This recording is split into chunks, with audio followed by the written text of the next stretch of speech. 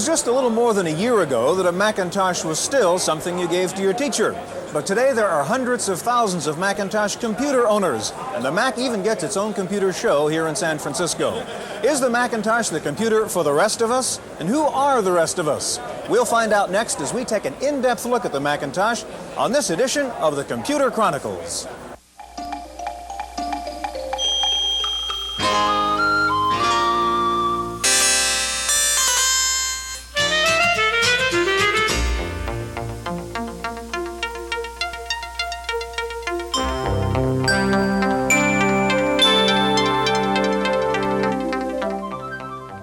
The Computer Chronicles is brought to you in part by McGraw-Hill, publishers of Popular Computing, the magazine that gives readers an understanding of the technology and applications of microcomputers and software in office, home, and classroom.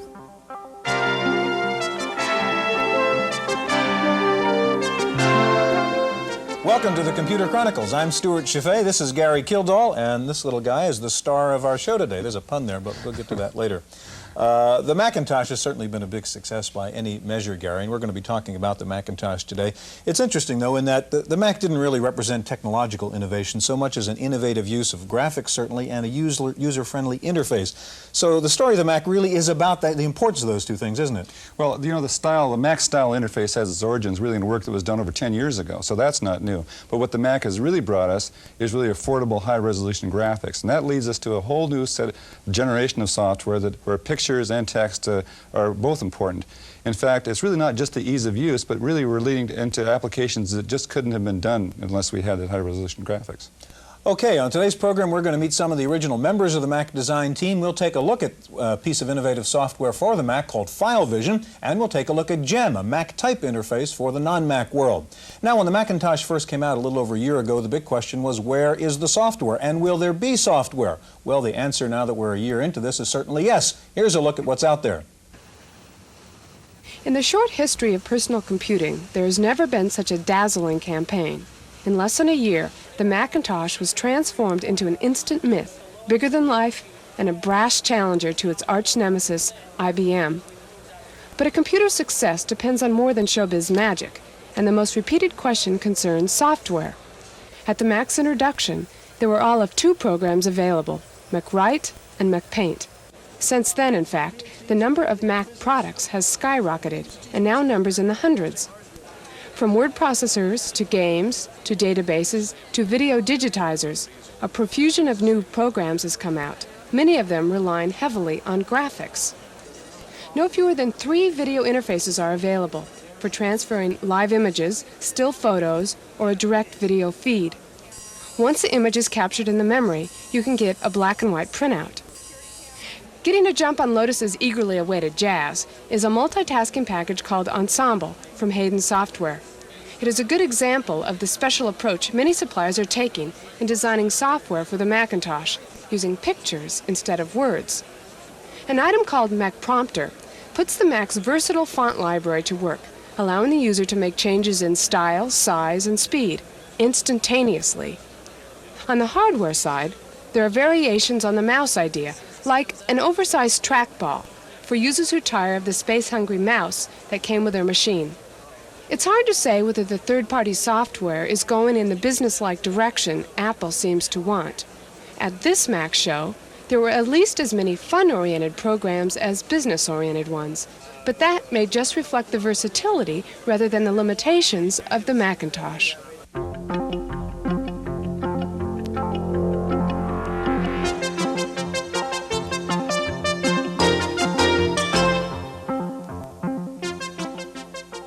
Joining us now is Bob Foster. Bob is Vice President for Marketing at Telos Software, the makers of FileVision. And next to Bob is Joanna Hoffman. Joanna was part of the original Mac design team, and she's now in charge of product marketing for the Macintosh. Stewart, we're at a point now in the industry where we have processors like the Motorola 68000, Intel 286, a half a meg of memory is sort of standard, and we have high-resolution graphics like the Macintosh.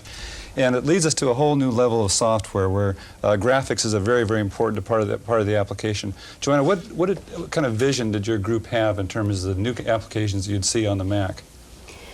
Well, we knew that what we were creating was basically the clay from which everything else was going to spring. We were creating the raw materials for people to be able to build on top of and make phenomenal applications in the future. If you think about the history, and if you look at the Apple II, for example, we couldn't have conceived of having products like VisiCalc or AppleWorks or things like that running on this little machine. So you felt like basically you were creating a tool and you weren't really sure where this tool was going to lead. Well, we knew it was going to lead into probably the next generation of software, but we didn't know to what extent, for example, and to how quickly these things would come along. And for example, file vision was something that we couldn't have possibly predicted.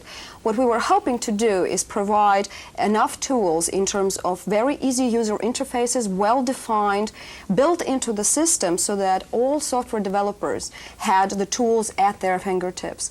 The whole point of the machine was to make it not only extremely powerful and useful, but also extremely easy to use. Now, these applications that we're talking about that are really use graphics where we couldn't have used graphics before. You brought one example with you here.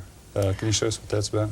Yes, this is a Macintosh project, for example. Anybody who has done project planning realizes that there are many, many components to planning out a project, and it really helps to see everything visually graphed out and put in front of you.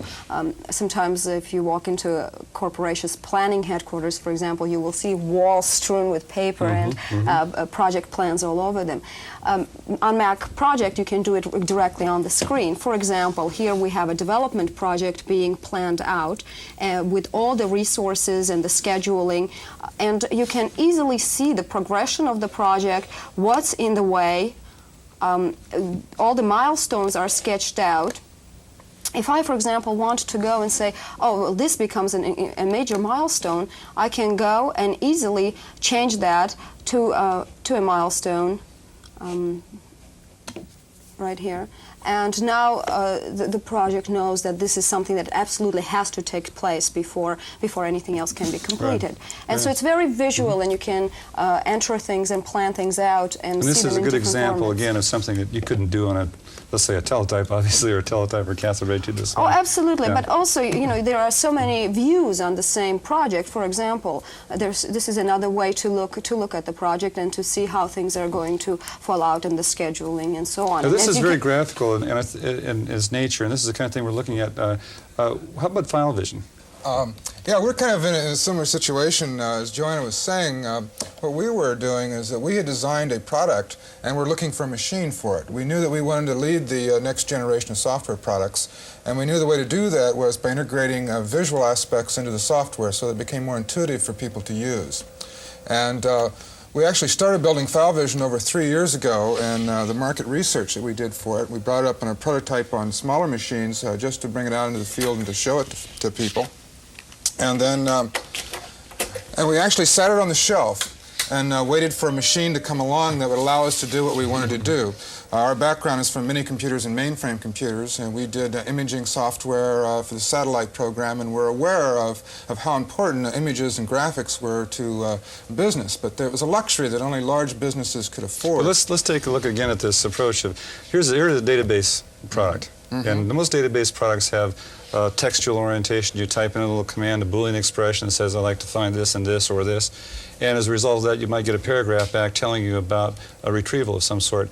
Now, my understanding is file vision approaches this from the standpoint of you have pictures and graphics that you'd like to manage in some way. Yeah, exactly. What we've done is that we've integrated together an object-oriented drawing system and a filing system, such that every object that you have, which is normally thought of as a file or a record that you kept in your filing cabinet, in this case, it's an object that's on a screen, and that object is associated with a record and the data behind that object. Just a second here, we'll have one up for you to look at. What is the demo you're going to show us, Bob? What I'm going to show you here is, this is a map of the United States, and this is a standard demo that we ship with all file vision so people can get a chance to practice and to work with file vision. And the map of the United States, each of the objects in this database are in fact the states, and here they are on the screen. Such if I touch the state of California, you'll notice down here that it tells you that's California. You reach over here, and if you don't know what that state is, turns out it's Colorado, it tells you that. And there's a little info button lit over here, which means it's going to give you the information about that. We're now linking off into the filing portion of FileVision. And this is a file form, and this is Colorado, and this is the data that we're keeping behind it. In this case, it's different from other kinds of database systems, and they're very static, and you have to figure out beforehand what you're going to do. Could you show us how to do a Boolean expression, for example, using FileVision? Okay, I'll just close this file here.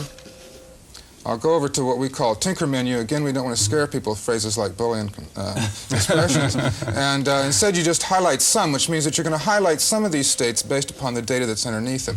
In this case, I'm going to look at those states that have greater than or equal to 50 computer stores in them. And I say done. Now, this idea is similar from when you go into people's offices. You see that they have maps on the walls with pins in them different colors. Well, FileVision obsoletes that. We've now redrawn the map based upon the data that's underneath it, and I can shade them a slightly different shade. I think I'll shade them this shade. Okay, the map is now highlighting which states, Bob? The states that have at least 50 computer stores or more.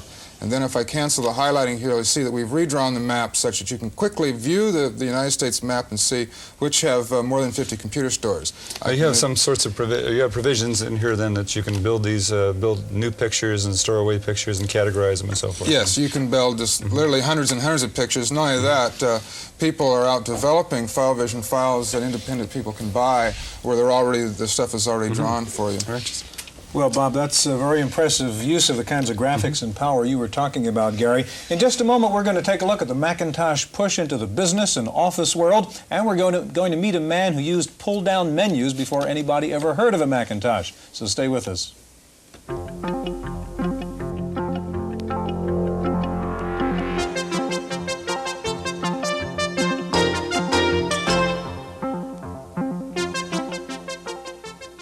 With us now is Lee Lorenzen. Lee was with Xerox when the STAR system was developed there, and Lee is now a software engineer with Digital Research Incorporated.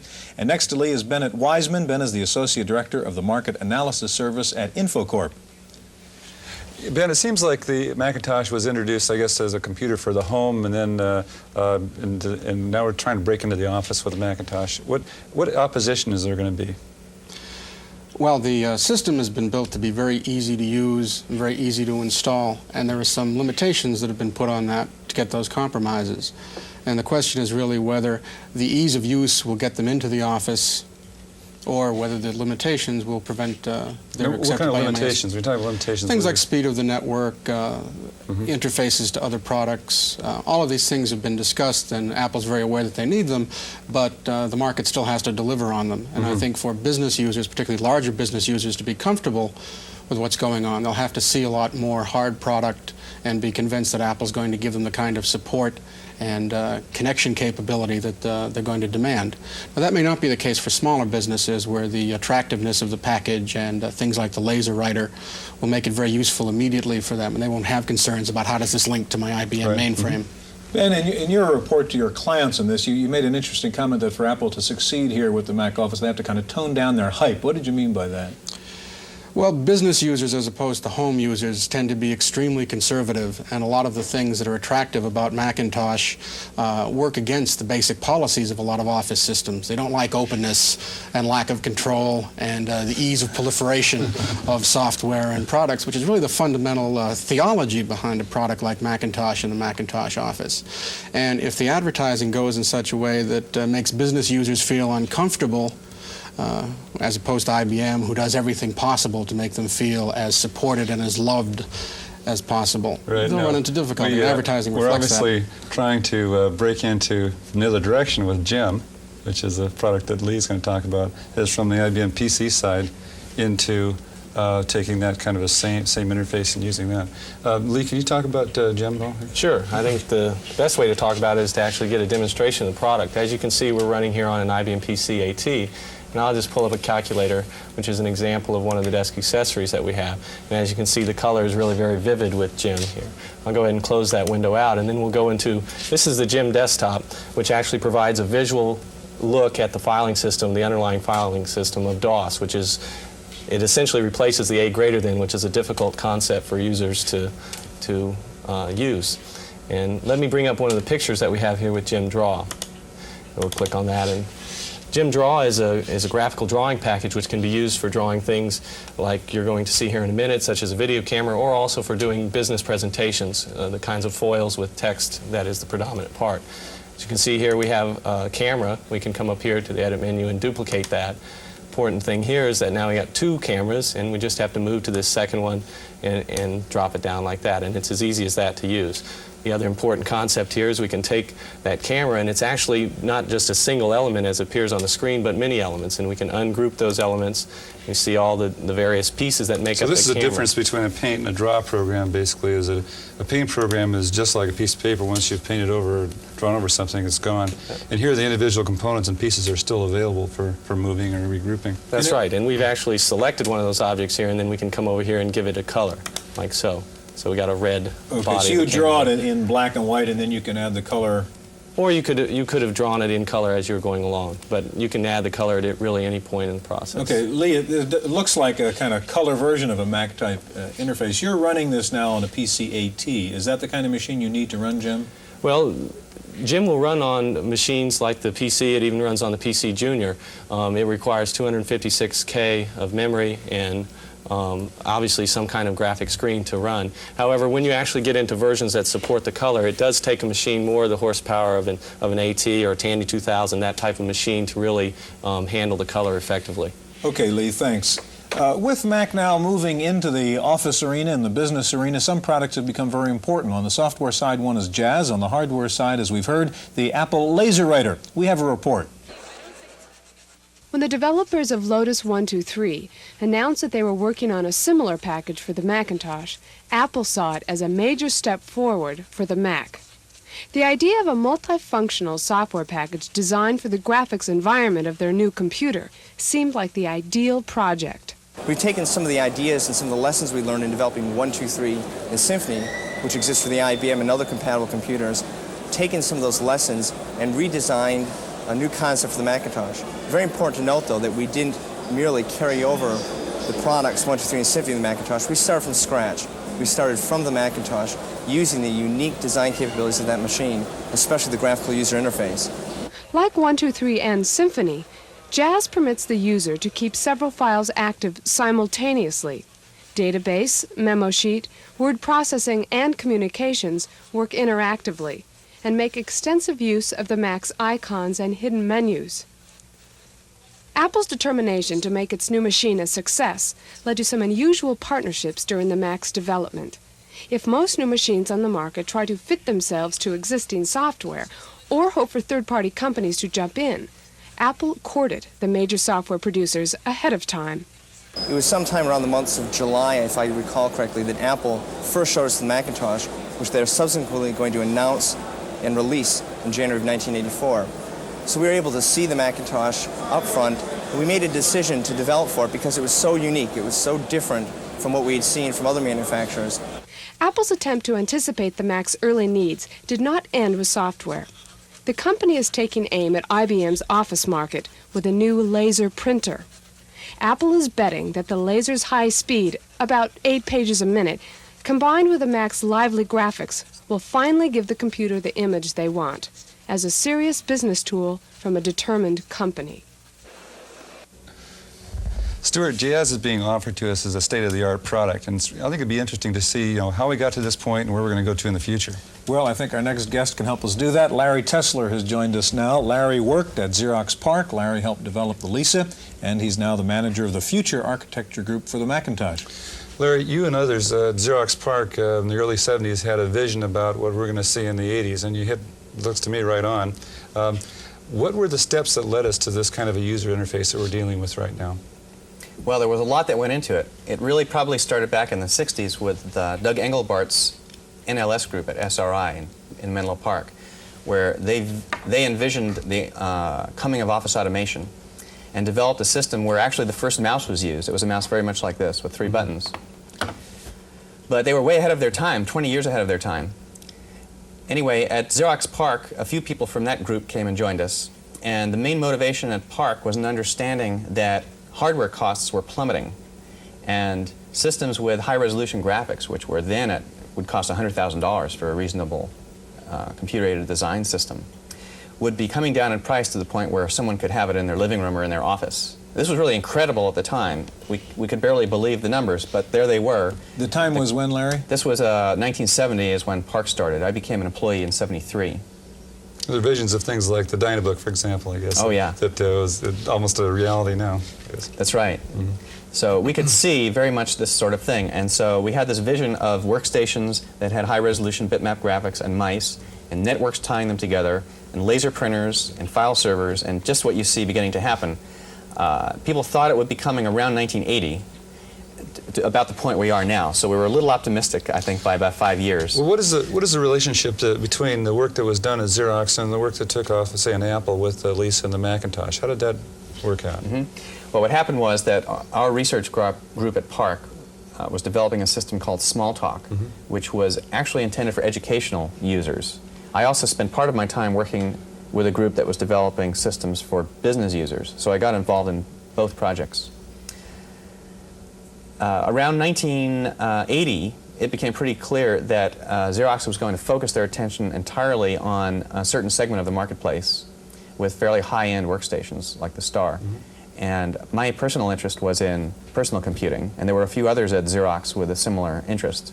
So several of us all moved to Apple and brought with us this inspiration to pursue the Smalltalk work, which was well known in the academic community, but it wasn't really being taken advantage of by any manufacturers. That's interesting now that Apple is trying to move into that office automation area. Ben, what do you think about the Xerox Star? Is that a viable It's still product very anymore? much a live product. I know not people are aware of its history, but it has gone through 5 major software revisions. The pricing has changed quite a bit, and the performance is substantially improved and broadened from what it was before. But its emphasis has been as a business system. So it's something we just don't really see in this market. Right. What about the future? Where is this thing going? What kind of things? You had a good vision, say, 10 years ago. What's going to happen in the next 10 years as far as this? Well, I think there'll be some improvements still in visual presentation and pointing devices, but I think the main change we'll be seeing is in the area of communications. The ability for information in corporate databases to be downloaded into personal computers and actually usefully processed. The ability for people to prepare routine work to have it done for them by their machine. To have what we call an agent in the machine, which represents you in transactions with other individuals. Sounds like we're going in a lot of good directions. Gentlemen, we're out of time. Thank you. Okay. The Apple Macintosh has received an unheard of kind of notoriety. Things like the famous 1984 commercial in the Super Bowl, the Lemmings commercial, which we just saw some time ago. Yet we heard on this program that the whole media hype may be a problem for Apple as it approaches this business market. Our commentator Paul Schindler has some thoughts on Apple's media image. The two Macs in this world, the Apple Macintosh and the McDonald's Big Mac, have a lot in common. They're both over-advertised, shiny boxes whose contents disappoint. Now look, I know the people that designed the Apple Macintosh say they meant it to be a business machine from the start. And I know they say there's now hundreds of business software packages available for the Macintosh. But that doesn't convince me. You can call a mouse an elephant for a week if you want. You can even take out full-page ads in the paper. In the end, both are going to be gray and both will have tails, but anyone who takes a close look is going to be able to tell the difference. Apple wants the Macintosh to be taken seriously in the office, and I'm sorry, but I just don't think that's ever going to happen. The machine is wonderful, but it's flawed. It's too expensive, it isn't fast enough, and it's in black and white. I just don't get it. Apple used the world's finest technology in the Mac and produced a machine with an entertaining disk drive sound that users spend too much time listening to. It's got a small screen, it's great for graphics, but it's overkill for words and data. I like Apple. I wish them good luck in breaking IBM's hegemony over the personal computer market. I just don't think Mac is the answer. That's my opinion. I'm Paul Schindler.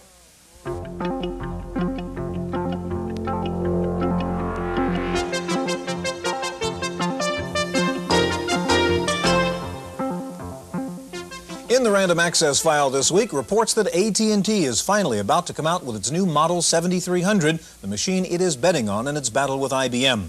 The PC 7300 will be a Unix-based machine, able to handle multi-users between 4 and 9, depending on the software. The basic 7300 comes with 512K, expandable up to 2 megabytes. It will feature icons, a mouse, and a built-in phone. The 7300 will replace the 6300, which is an IBM compatible. Meanwhile, in Boca Raton, rumors are that IBM will soon be announcing the PC-2, reportedly a lower-cost version of the AT. The PC-2 will essentially replace the PC and the XT. Sources say the new PC-2 could be priced around $1,000. Morrow Computers has announced a new 25-line version of its Pivot portable computer, and to keep sales of the 16-line model going, Morrow has cut the price on the Pivot by $1,000. Current owners can upgrade the original Pivot by paying the extra $1,000. Commodore is finally showing its new lap portable. It's got 16 lines by 80 columns, a built-in modem, business software in ROM, and 32K of RAM. It's expected to sell for under $600. And new details coming out on the upcoming Atari 130 ST. The basic 128K model will sell for around $400. It will feature DRI's GEM user interface with icons, windows, and pull-down menus, and Atari says it will offer a 10-megabyte hard disk for $600. On this week's software review, Paul takes a look at TopView, the new IBM user interface. You know, people can easily do two things at once, like talk on the phone and take notes. But one of the most frustrating things about PCs is that they can only do one thing at a time. Use your modem, forget about your word processor. IBM noticed this, so they came up with a multitasking operating system called TopView. Well, TopView is easy to use, but it's hard to install unless you want to buy all your software from IBM. Now, IBM says you need 256K of memory, 2 floppies, and no mouse. I say you need more like 512K of memory, a hard disk, and a mouse for sure. Using the cursor keys with TopView is like trying to scrub your screen with a toothbrush. Now, no one would say that IBM ignored the color capabilities of the PC when it wrote TopView. Here's a few screens of the tutorial which comes with TopView. It is by far the easiest way to learn how to use the program. Like everyone else, IBM assumes you'd rather not use DOS, so it provides a DOS helper called DOS Services. TopView's problem? It has to be made aware of your programs. Now, IBM makes this easy for their software and harder for software from elsewhere. As more programs become TopView aware, this problem should go away, making it easier to spend $149 for IBM's TopView. For Random Access, I'm Paul Schindler. The IRS has fouled up again, this time delaying tax refunds due to problems with its new computer system. The feds are about 5 million refunds behind last year's schedule due to installation and training problems associated with its new $100 million computer setup. If you always wanted to run your own computer store, it may be getting easier. Computerland has just announced drastic cuts in the cost of a franchise. It used to be $75,000. You can now get in for $15,000 or less. There's a new entry in the optical scanner market. Oberon International has come up with a low-cost print reader called OmniReader. It scans text and enters it into your computer as a text file. The price is under $500. First, there were magazines for machines, Macworld, PC World, and so on. But now there is a new magazine for one piece of software, Lotus. The new Lotus magazine is due out in a few weeks. It will be a monthly. Lotus says its new magazine will start with a circulation of 300,000.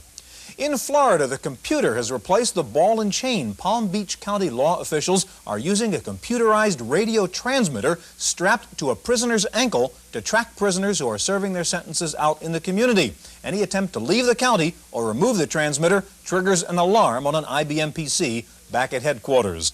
The world's first computerized restaurant opened this week in Palo Alto. MacArthur Park waiters are now using small, palm-sized computer terminals to enter orders. As the waiter pushes the buttons on the handheld unit, the orders print out at terminals in the kitchen. The new system is made by a startup called Validec. They say computerized ordering will speed up service and enable one waiter to cover more tables. I think I'll tip via home banking. That's it for this week's Computer Chronicles. See you next time. The Computer Chronicles was brought to you in part by McGraw-Hill, publishers of Popular Computing, the magazine that gives readers an understanding of the technology and applications of microcomputers and software in office, home, and classroom.